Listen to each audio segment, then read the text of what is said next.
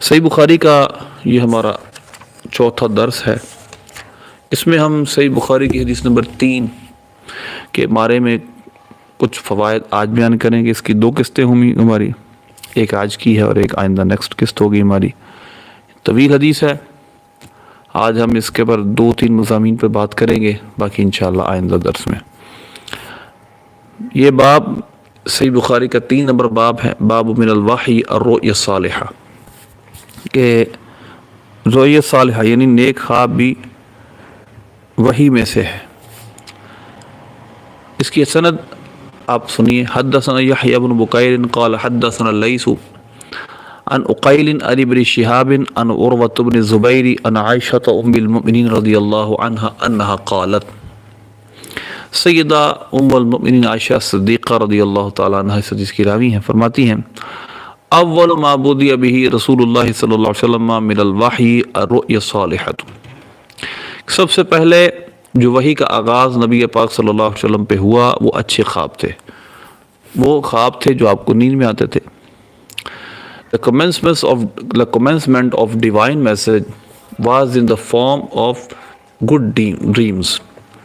اور پھر آپ فرماتی ہیں فَكَانَ لَا يَرَى رُؤْيًا إِلَّا جَاءَتْ مِثْلَ فَلَقِ الصُّبْحِ، جو آپ خواب دیکھتی تو اس طرح واضح ہوتا، جس اگلے دن ہی اس کی تعبیر اس طرح واضح ہو جاتی جس طرح کہ روشن دن ہوتا ہے، which came true like the bright daylight، جس طرح روشن دن کی روشنی ہوتی ہے اس طرح وہ بالکل اس کی جو تعبیر ہے ہمارے سامنے ظاہر ہو جاتی۔ یعنی جو وحی کا آغاز ہے، بگننگ ہے، وہ اچھے خوابوں سے ہوئی اور اس کی تعبیر بالکل واضح طور پہ سامنے آ جاتی تھی۔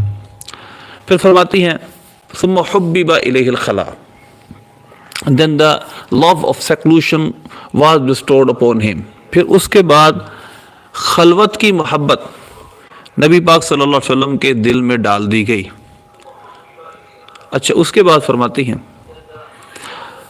وَكَانَ يَخْلُو بِحِرَاء غار حراء، وہ غار حراء میں خلوت میں رہتے، فَيَتَحَنَّثُ فِيهِ، وہ تمہیں آپ تحنث اختیار کرتے، تحنث کی تعریف کرتی ہیں، وَهُوَ تَعَبُّدُ اللَّيَالِي ذَوَاتِ الْعَدَدِ، کافی راتوں تک آپ اللہ کی عبادت میں رہتے، قبل ان ينزع الى اهله ويتزود لذلك، قبل اس کے کہ اپنے گھر کی طرف لوٹتے اور اس کے لیے دوبارہ پھر زاد راہ بناتے، یعنی پھر دوبارہ گھر کی طرف لوٹتے جب ضرور آپ گھر والوں کو دیکھنا ہوتا، اور پھر زاد راہ لے کر پھر واپس چلے جاتے۔ ثم يرجع الى خدیجہ فيتزود لمثلها، پھر حضرت خدیجہ رضی اللہ تعالی عنہا کی طرف آپ لوٹتے اور وہ آپ کے لیے زاد راہ بنا دیتی، حتیٰ یہاں تک کہ آپ پھر لوٹ جاتے۔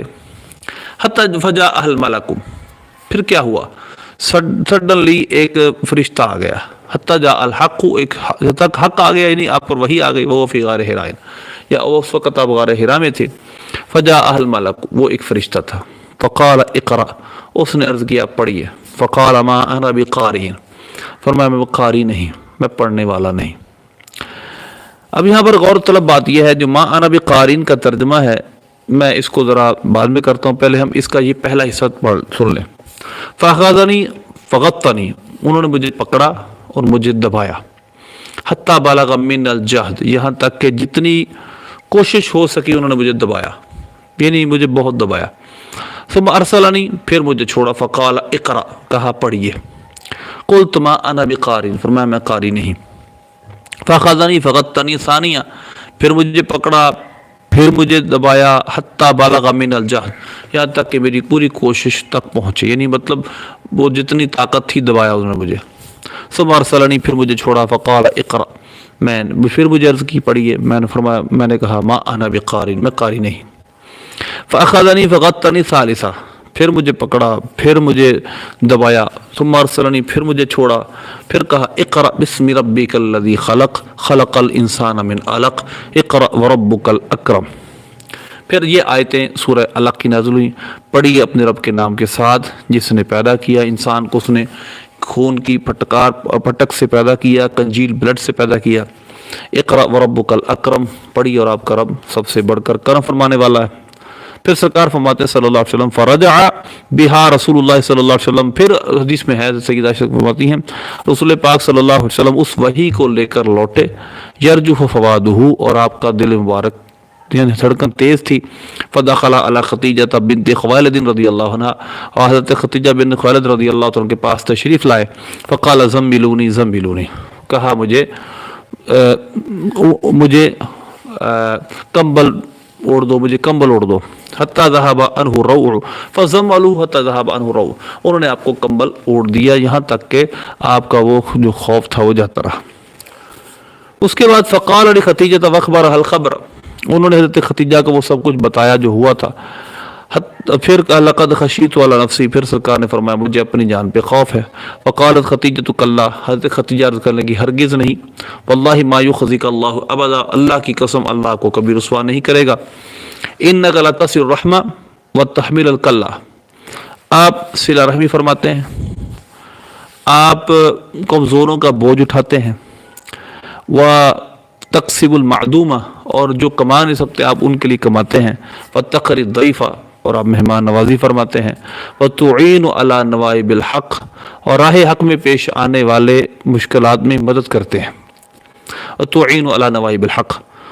تو اب یہاں پر حضرت ورقہ بن نوفل کے پاس جانے کا واقعہ اس کے بعد ہے، لیکن ہم اتنے پہ کچھ باتیں کریں گے آج۔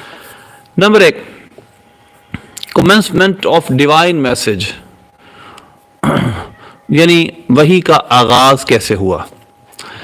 یہ بات ہے 38 سال جب نبی پاک صلی اللہ علیہ وسلم کی تقریباً ظاہری عمر شریفہ تھی اس وقت کی، کہ وحی کا آغاز اس وقت اچھے خوابوں سے ہوا۔ تو پہلا نظریہ اور پہلا تھاٹ کہ نبی پاک صلی اللہ علیہ وسلم کو 40 سال کے بعد نبوت ملی، یہ یہاں سے ٹوٹ جاتا ہے۔ 40 سال کا عدد تو پھر بھی باقی نہ رہا، کیونکہ اول ما بدی بہ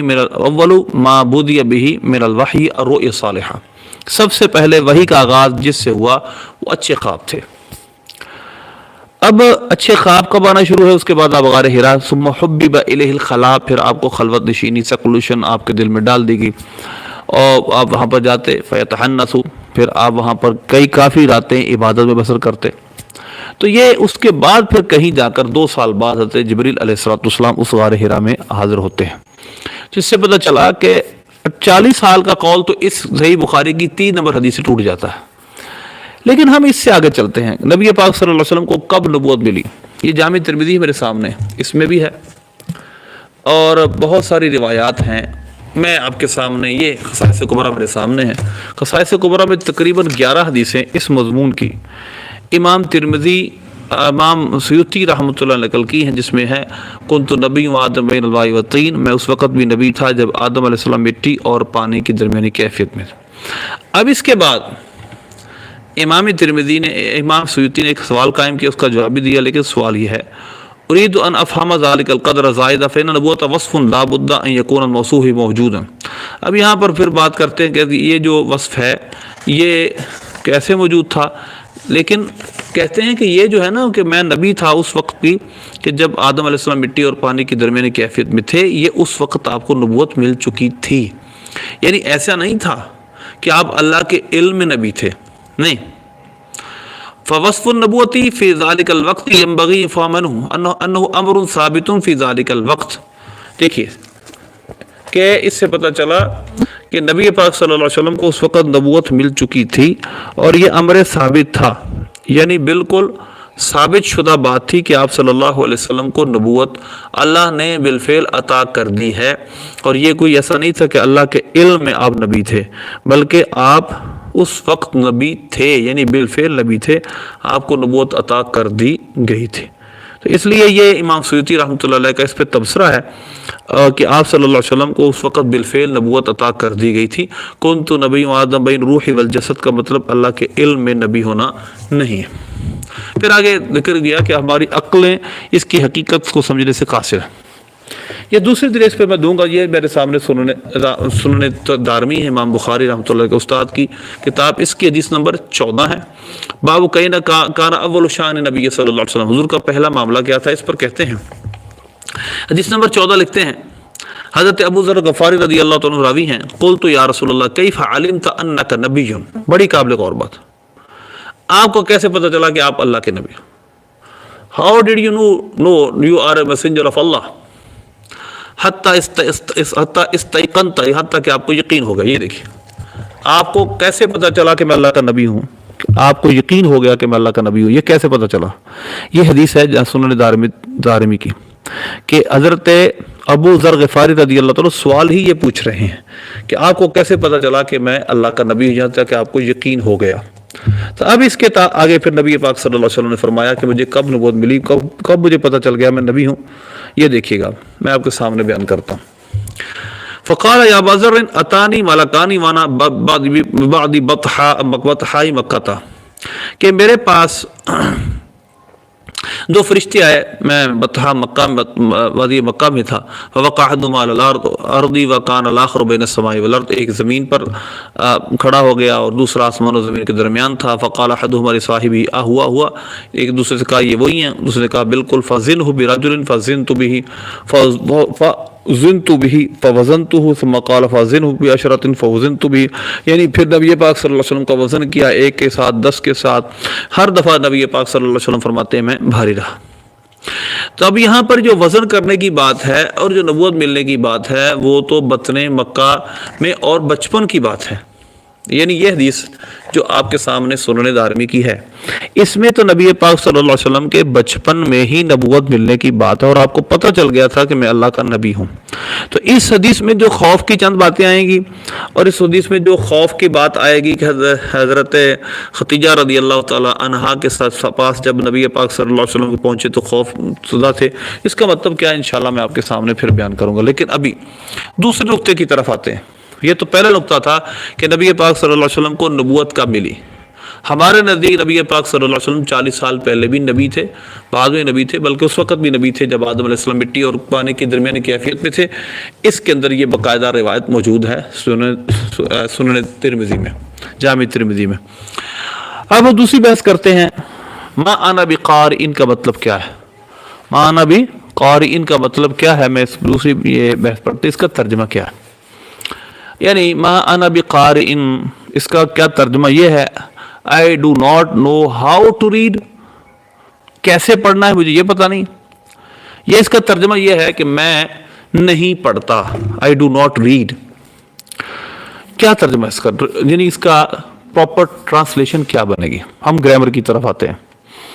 ما ولا مشبہ تانب ایسا ہے، اس کا اسم انا ہے، بے قارئ با زائدہ ہے، قارئ اس کی خبر ہے. اس کی قرآن مثال ہے الیس اللہ بکاف عبدہ. الیس اللہ، الیسا کا اسم ہے اللہ اور کبھی کافن با زائدہ کافن اس کی خبر. اللہ اپنے بندے کو کافی نہیں. اسی طرح الیس اللہ باحکم الحاکمین. اسی طرح جس طرح قرآن کی یہ دو مثالیں میں نے آپ کے سامنے ذکر کی، اسی طرح ما والا مشبت لیسا، ما لیسا کے مشابہ ہے ما انا بقارئ، میں پڑھنے والا نہیں. با قاری، قاری اس میں فاعل ہے، سبجیکٹو ناؤن ہے، جس کا مطلب یہ نہیں ہے کہ میں پڑھا نہیں یا میں پڑھنا نہیں جانتا. اس کا مطلب یہ نہیں ہے کہ میں پڑھا نہیں یا پڑھنا نہیں جانتا. یہ اس کا معنی گرامیٹیکلی بنتا ہی نہیں. اس کا جو ٹرو گرامیٹیکلی میننگ ہے وہ یہ ہے میں پڑھنے والا نہیں. مطلب کیا اس کا؟ میں آپ کو ایک سوال پوچھتا ہوں، ایک لاجیکل کوسچن ہے اس پر. گاندھی نے بہت ساری چیزوں کی وجہ سے اس کا انکار کیا ہوگا، ہو سکتا ہے اس کی وجہ یہ بھی ہو کہ اس کو اس کی سمجھ نہ آئی ہو کہ اس کا مطلب پھر کیا ہے، میں پڑھنا نہیں جانتا. دراصل اس کا معنی یہ ہے ہی نہیں، معنی بھی قار میں پڑھنا نہیں جانتا، بس کہ میں پڑھنے والا نہیں. اس کی لاجک میں آپ کے سامنے بیان کرتا ہوں کہ یہ کہنا کہ آپ اقرا نہیں پڑھ سکے، یہاں لکھنے کی بات نہیں تھی، کتاب نہیں دکھائی گئی تھی یہ پڑھیے، بلکہ وہ کہہ رہے تھے اقرا، زبانی پڑھنے کی بات تھی. اب بات قابل غور یہ ہے، حضور پاک صلی اللہ علیہ وسلم کا 40 سال تک آپ نے تجارت بھی فرمائی، آپ نے گفتگو بھی فرمائی عربی میں، آپ عربی النسل تھے، عربوں میں رہے تھے. کیا ہمارا بچہ 3-4 سال کا جو اجمی ہے اس کو کہا اقرا پڑھ تو پڑھ نہیں دے گا؟ تو لہٰذا یہ ترجمہ کرنا کہ معاذ اللہ میں پڑھنا ہی نہیں جانتا، وہ تو کتابت سے پڑھنا، کتابت تھا ہی نہیں، وہ تو زبانی پڑھنا تھا. تو لہٰذا اب یہ قابل غور بات یہ ہے کہ یہ پڑھنا کون سا مراد تھا؟ زبانی تھا. تو اس میں سرکار صلی اللہ علیہ وسلم ایک لفظ پڑھنا آپ کے لیے کیا مشکل تھا؟ تو لہذا غور طلب بات یہ ہے کہ آپ یہ نہیں کہہ رہے کہ میں پڑھا ہوا نہیں یا میں پڑھنا نہیں جانتا، بلکہ آپ یہ کہہ رہے میں پڑھنے والا نہیں، مطلب اس طرح میں نہیں پڑھوں گا۔ کس کی وجہ؟ یہ میں کوئی وجدان نہیں بیان کر رہا، یہ قیاس بیان نہیں کر رہا، آگے آ رہا ہے۔ جب انہوں نے دوبارہ آپ کو دبایا، فغطنی فبلغ من الجہد، پھر مجھے دبایا یہاں تک کہ بہت دبایا، 3 دفعہ یہ ہوا۔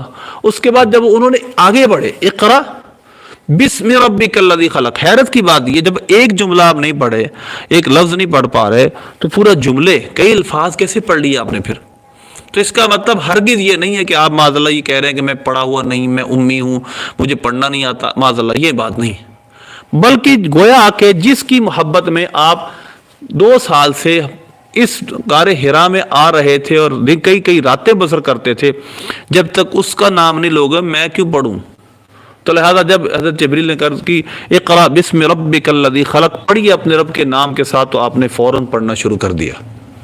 تو لہذا اس وجہ سے یہ 2 نقطے میں نے آپ کے سامنے آج بیان کرنے تھے اس درس میں، کہ ایک تو آپ صلی اللہ علیہ وسلم کو 40 سال پہلے نبوت مل چکی تھی، اور دوسرا ما انا بقارئ کا مطلب یہ نہیں کہ میں پڑھا ہوا نہیں، آپ لفظ امی، لقب امی کے ساتھ ملقب ہیں، مگر اس کا مطلب یہ نہیں ہے کہ یہ آپ کی معاذ اللہ کوئی نقص تھا، نہیں، ہمارے لیے ان پڑھ ہونا نقص ہے، سرکار کے لیے نہیں۔ سرکار صلی اللہ علیہ وسلم کی یہ شان ہے کہ آپ نے کسی انسان سے نہیں پڑھا، آپ کو اللہ نے پڑھایا، آپ کا استاد اللہ ہے۔